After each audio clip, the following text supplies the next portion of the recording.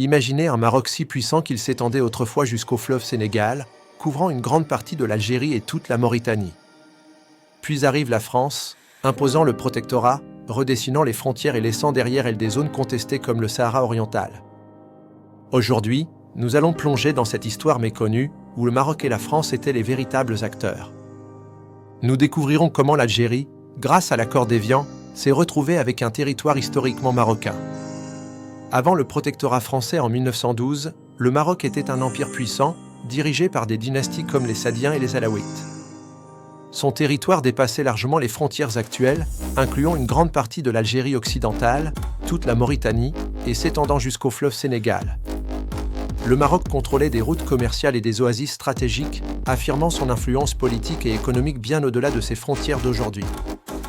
Des dynasties comme les Almoravides ont étendu leur empire de Gao à l'Aragon, contrôlant des routes commerciales transsahariennes vitales.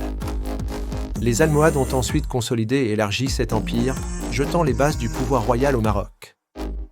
L'influence du sultan marocain s'étendait symboliquement, en particulier dans la région du Sahara, bien avant l'arrivée des puissances coloniales.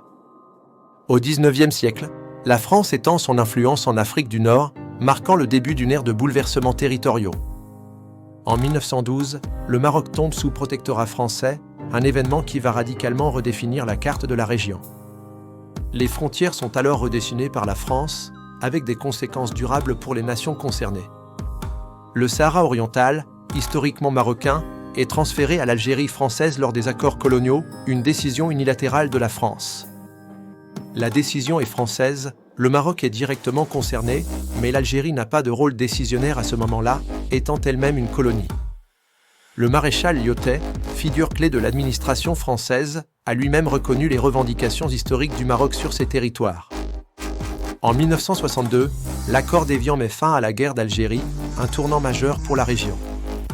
Grâce à cet accord, l'Algérie indépendante récupère le Sahara oriental, un territoire historiquement marocain, sans avoir été un acteur principal de son histoire.